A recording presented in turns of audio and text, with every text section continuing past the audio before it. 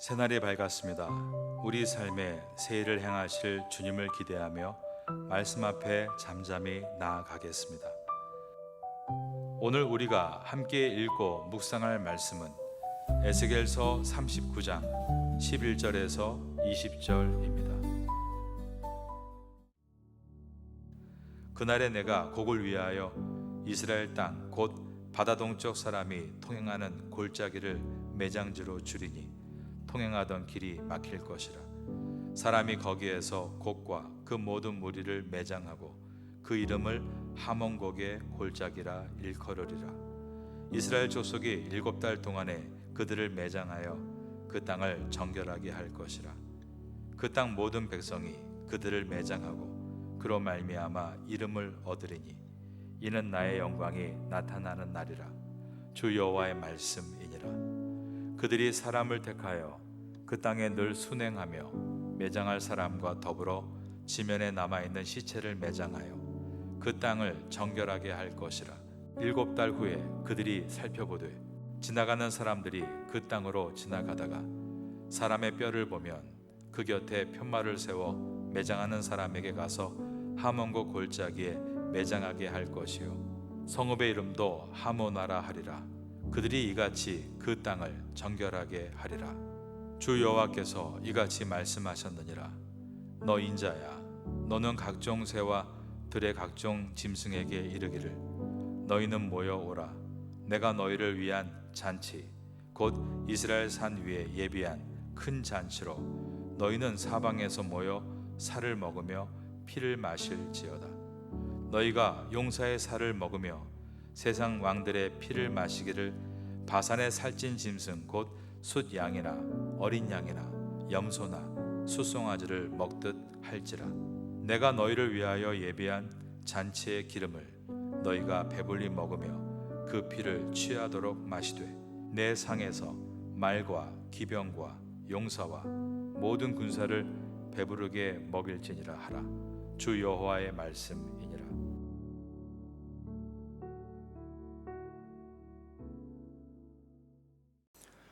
앞선 에스겔 38장과 39장 이 전반부에서 하나님을 대적하던 곡과 그 모든 무리는 이스라엘을 침공해 욕망을 채우려고 했습니다. 그러나 오늘 본문 39장 11절은 그 대적들의 거창한 시작과 달리 그들의 끝이 얼마나 초라한지를 생생하게 보여줍니다.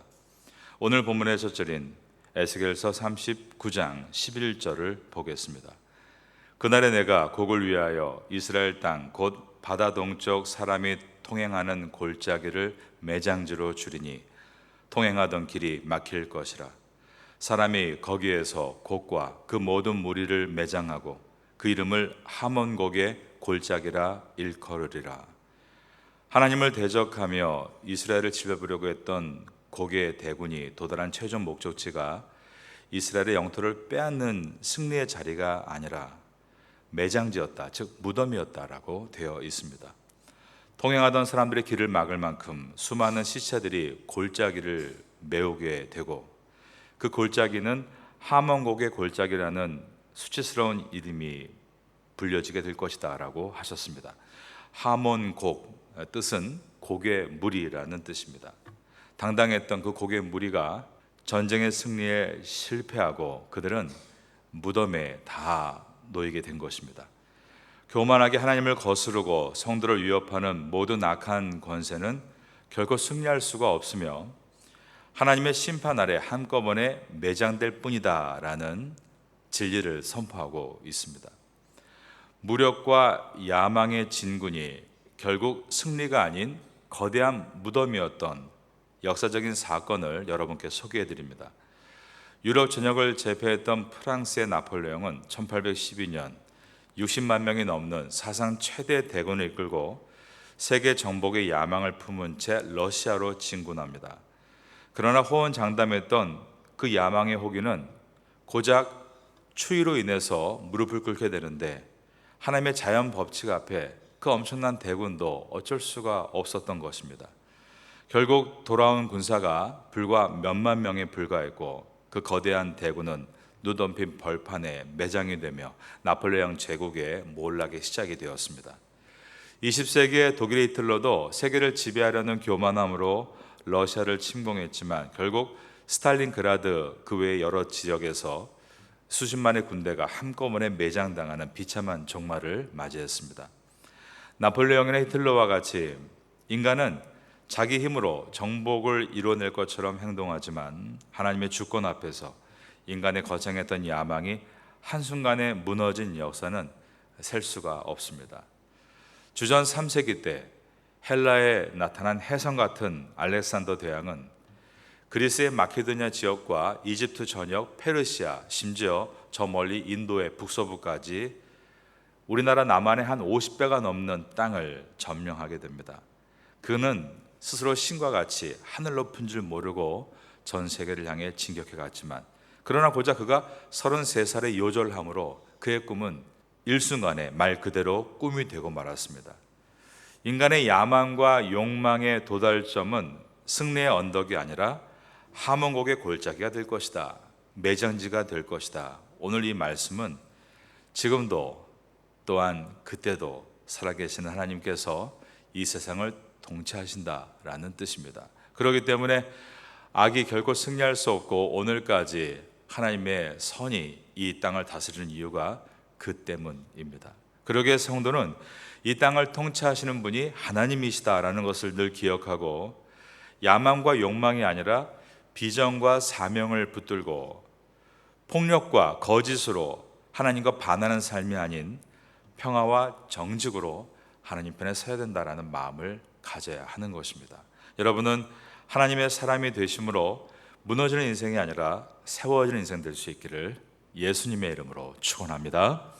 하나님의 심판이 임한 후에 이스라엘 백성들이 행한 일은 악인의 시신을 매장해서 땅을 정결하게 하는 작업이었습니다. 12절을 보겠습니다. 이스라엘 족속이 7달 동안에 그들을 매장하여 그 땅을 정결하게 할 것이라. 시신을 매장하는 데 걸린 시간이 무려 7달이었다라는 것은 성경에서 7은 완성을 의미합니다. 7달 동안 매장 작업이 지속되었다는 것은 두 가지 신앙적인 의미를 보여줍니다. 첫 번째는 심판받아 죽은 대적의 수요가 얼마나 많았는지 헤아릴 수 없었다라는 것이고, 두 번째는 하나님께서 당신의 백성이 거할 그 땅을 완벽하고 철저하게 정결하게 하셨음을 보여줍니다. 하나님은 죄와 악으로 오염된 땅을 그대로 놔두시지 않으십니다. 거룩하신 하나님은 당신의 백성이 사는 삶의 터전에서 모든 부정을 제거하기를 원하시는 것입니다. 7년이라는 매장의 긴 시간은 단순히 시체를 치우는 노동의 시간이 아니라 마음을 정결하게 하고 새롭게 함으로 거룩함을 회복하는 시간이었습니다. 거룩의 회복은 언제나 예배의 회복으로부터 시작이 됩니다. 거룩하신 하나님 앞에 나와 나의 죄를 회개하고 거룩하신 하나님을 배워가는 그 예배가 우리의 거룩의 시작입니다. 주전 715년 우상 숭배로 유다 땅은 더럽혀져 있었습니다. 그때 경건한 히스기야가 왕위에 올랐을 때 가장 먼저 한 일은 성전 문을 열고 16일 동안 성전 안에 있던 더러운 우상과 지저분한 것들을 다 밖으로 쏟아내면서 성전을 정결하게 하는 의식이었습니다. 성전이 정결해지자 백성들은 멈췄던 유월절 예배를 다시 드리기를 시작했고, 전국에서 모인 백성들이 함께 예배를 드릴 때 예배의 은혜가 임하면서 원래는 7일 동안 드려지는 이 절기 예배가 7일을 더 연장해서 14일 동안 찬양 드리고 예배 드리는 기적이 일어나게 됩니다. 우리 몸이 성전이다라고 하셨습니다. 이것을 생각할 때 우리가 가진 더러운 생각, 더러운 습관, 더러운 식생활, 이것을 깨끗이 털어내면 예배의 기쁨이 우리에게도 찾아옵니다. 일주일 내내 내 마음대로 살다가 주일에 억지로 끌려왔습니다. 1시간 내내 하품 막 하다가 그냥 돌아가는 그런 삶이 아니라 깨끗한 마음으로 한 주간 동안 은혜를 사모하며 교회에 와서 정말 진심을 다해 드리는 예배는 예배 안에서 기쁨을 얻게 되므로 더 예배에 드리고 싶은, 그러면서 다시 더 은혜를 받는 선순환이 이어지게 되는 것입니다. 즉 예배를 통해서 하나님의 은혜가 임하는 상태가 되는 것입니다. 예배 은혜를 받으면 어떻게 될까요? 삶의 결단이 일어나게 됩니다. 히스기야 왕 때 예배가 회복되자 백성들은 일어나서 전국에 있는 모든 우상과 산당과 주상을 다 깨뜨렸던 것입니다. 마음을 정결하게 하고 새롭게 함으로 거룩함이 회복되고, 그 결과 예배가 다시 온전하게 바뀌고, 그 은혜가 우리에게 임할 때 우리 삶에 아름다운 선순환이 일어나게 되는 것입니다. 여러분들은 여러분 삶에 이러한 은혜의 선순환이 임할 수 있게 되기를 사모하시고 그 은혜 가운데 승리하시기를 바라겠습니다. 하나님의 정결 작업은 건성으로 이루어지지 않고 매우 세밀하고 철저하게 진행됩니다. 14절입니다. 그들이 사람을 택하여 그 땅에 늘 순행하며 매장할 사람과 더불어 지면에 남아있는 시체를 매장하여 그 땅을 정결하게 할 것이라. 7달 후에 그들이 살펴보되, 7달이 지난 다음에도 이스라엘은 어떤 전단팀을 꾸려서 계속 그 땅을 순찰하게 했습니다. 그러다가 지면에 흩어져 남아있는 조그만 뼈 조각 하나라도 발견될 시에 그 곁에 표지를 붙여놓고 그 뼈는 하몬곡 골짜기에 찾아와서 다 묻도록 조치를 했습니다. 15절입니다. 지나가는 사람들이 그 땅으로 지나가다가 사람의 뼈를 보면 그 곁에 편말을 세워 매장하는 사람에게 가서 하몬곡 골짜기에 매장하게 할 것이요. 구약의 율법에는 만일 죽은 시체가 몸에 닿으면 그는 일주일 동안 부정하다, 그렇게 말씀하셨습니다. 이스라엘의 문화는 사람이 죽으면 그 시체를 우리처럼 땅 속에 묻는 것이 아니라 자연 동굴 안에 안치를 하거나 또는 바위를 파서 그 안에 안치를 했습니다. 세월이 지나면 그 모습이 바람과 함께 풍화작용으로 일반 자연 동굴처럼 변하게 되고, 또 움푹 패인 바위 정도로 보여질 뿐 그 안에 시신이 들어있는지 알 수가 없습니다. 저도 성지순례를 가보니까 정말로 사해 골짜기 이런 데 가면 자연 동굴이 뭐 한 개, 두 개가 아니라 수십 개씩 계속 구멍이 뚫려 있는데, 저게 자연 동굴인지 아니면 시신을 안치해 놓은 무덤인지 도통 알 수가 없는 것입니다. 그러다가 누군가 모르고 그것을 지나갔다가 만일 마른 뼈를 밟거나 그 뼈가 몸에 닿게 되면 부정하게 되어서 예배 자리로 나갈 수가 없는 것입니다. 일정 기간 동안 그 부정 예식을 다 치른 다음에 이제 7일 후에 갈 수가 있었습니다. 그래서 그 당시에 유대인들은 무덤 곁에 하얀 석회를 칠해 놓았습니다. 그 표식은 이곳은 무덤입니다. 실수로 가까이 왔다가 시신의 뼈를 밟아서 예배에 참여하지 못하는 그런 일이 없도록 주의하십시오라는 표식이 바로 회칠이었습니다. 그래서 이스라엘 무덤을 성경이 회칠한 무덤이다 라고 표현하는 것은 이러한 문화적인 배경을 가지고 있습니다. 곡과 그를 따르는 세력들이 다 죽어 시신이 된 것을 7년 동안 철저하게 모아서 하몬곡의 골짜기에 두었고, 그 뒤에도 계속 수색하다가 뼈가 발견되면 그 뼈 한 조각도 하몬곡의 골짜기에 모아서 보냈다는 말입니다. 그렇게 해서 세워진 성읍 이름이 하모나였다. 16절입니다. 성읍의 이름도 하모나라 하리라. 그들이 이같이 그 땅을 정결하게 하리라. 하모나, 무리라는 뜻입니다. 죄악의 특징이 있습니다. 죄악은 뼈 한마디라도 남아있으면 땅이 더럽혀지는 것처럼 우리 삶 속에 조그만한 죄의 흔적을 우리가 몰아내지 않고 타협해버리면 그 죄가 누룩같이 번진다는 데 있습니다. 그래서 성도는 날마다 말씀과 기도라는 영적인 순찰을 해서 내 심령 안에 교만과 탐욕과 불신의 죄가 무엇이 있는가, 그 뼈 조각들을 찾아야 하는 것입니다. 4세기 어거스틴은 참회록을 쓰면서 자신의 죄를 아주 솔직하고 그리고 아주 적나라하게 기록합니다. 그 책에 보면 그가 유년 시절에 이웃의 배밭에 들어가서 배를 서리한 죄가 나옵니다.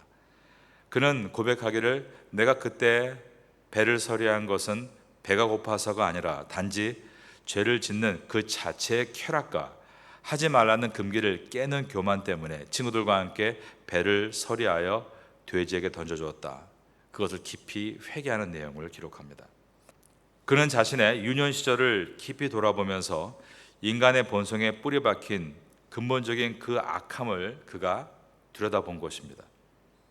그는 결코 쉽게 말할 수 없는 청년 시절의 죄악도 기록합니다. 10대 후반부터 정욕에 끌려서 한 여인과 동거하며 10수년간 정식 결혼이 아닌 관계를 유지했던 시간, 그 사이에서 아들을 낳았던 일, 육신의 정욕과 쾌락에 매여 살았던 자신의 정결하지 못한 모든 부끄러운 삶을 그는 지금까지 우리가 읽을 수 있는 그런 참회로 글로 남겨서 자기의 죄를 다 고백한 것입니다. 이러한 어거스틴의 신학에서 나온 표현이 있는데 바로 라틴어로 펠릭스 쿨파라는 단어입니다. 영어로 번역하면 오 해피 신, 오 행복한 죄요. 여러분, 죄를 짓는 것이 무엇이 행복하겠습니까? 이 말의 뜻은 죄를 깊이 발견하고 깨닫고 회개하는 것이 행복이다라는 고백입니다. 그러면 삶에서 그 죄의 누룩이 빠져나가게 되고 거룩의 참된 기쁨을 회복할 수 있기 때문입니다. 그러므로 정결함은 우리가 날마다 도전해야 되는 부분이고, 정결할 때 성도는 능력을 얻게 되는 것입니다. 오늘 새벽에도 우리 심령 속에 있는 죄악을 우리는 추적하고 그리고 회개함으로 거룩이 회복되는 가운데 능력을 얻는 삶을 사모해야 하는 줄로 믿습니다. 여러분 인생 가운데 그런 능력의 삶이 임하기를 예수님의 이름으로 축원합니다. 17절부터 20절은 에스겔서에 등장하는 가장 강렬한 환상 중의 하나를 보여주는데, 하나님께서 공중에 날아다니는 모든 새와 들짐승들을 향해 하나님의 큰 잔치로 모이라고 명령하신 것입니다. 주 여호와께서 이같이 말씀하셨느니라. 너 인자야, 너는 각종 새와 들의 각종 짐승에게 이르기를 너희는 모여오라. 내가 너희를 위한 잔치 곧 이스라엘 산 위에 예비한 큰 잔치로 너희는 사방에서 모여 살을 먹으며 피를 마실지어다. 세상의 용사들과 왕들, 말과 기병들이 하나님을 대적하여 일으킨 전쟁의 결과는 이처럼 그들은 승리의 잔치를 벌이기는커녕 공중의 새들과 들짐승의 먹잇감으로 전락하고 말았습니다.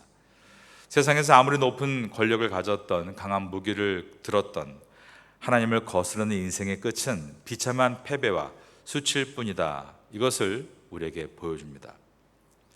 성경이 대적들의 죽음과 매장 그리고 새들의 잔치를 이토록 생생하게 묘사하는 이유가 무엇일까요? 오늘을 살아가는 우리들에게 단 하나의 확실한 진리를 각인시키기 위해서입니다. 그것은 세상의 주인은 강대국도 재력가도 악한 권세도 아닌 오직 하나님 한 분이시다인 것입니다. 우리가 살아가는 세상은 수많은 소문과 위협, 경제적, 정치적 불안으로 가득 차 있습니다. 그러나 역사의 키를 잡고 있는 분은 세상의 통치자들이 아니라 만군의 여호와 하나님이신 것입니다. 하나님의 허락 없이는 그 어떠한 세력도 성도의 삶을 넘어뜨릴 수 없으며, 하나님이 작정하신 승리의 날은 반드시 도적같이 찾아오는 것이다. 오늘 에스겔서의 말씀은 우리에게 그러므로 두 가지의 명확한 결단을 요구하고 있습니다. 하나는 세상의 위협 앞에 두려워하지 말고 하나님의 주권을 신뢰하라입니다. 악이 아무리 득세하고 세상이 흉흉할지라도 악의 끝은 결국 하몬곡의 골짜기로서 완벽한 패배가 일어나게 될 것이다. 그러므로 세상의 소리보다 역사를 통치하시는 하나님의 약속을 더 크게 듣는 성도가 되라는 것입니다.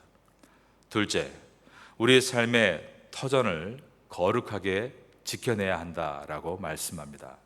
뼈 하나까지 철저하게 찾아내서 땅을 정결하게 하였듯이 우리 역시 우리 안에 남아있는 죄와 세상의 더러운 습관들을 철저하게 추적하고 씻어내는 일은 우리가 오늘도 해야 할 거룩한 기도의 노동입니다. 하나님은 거룩한 백성을 통해 당신의 영광을 나타내시기 때문입니다. 역사의 주관자이신 하나님을 온전히 바라보시고 오늘도 삶의 정결함으로 시작해서 하루를 힘차게 살아가고, 오늘 하루가 마쳐질 때에 해가 지는 석양과 함께 또 우리의 내일을 주께 맡길 수 있는 그러한 지혜로운 청지가 될 수 있기를 예수님의 이름으로 축원합니다.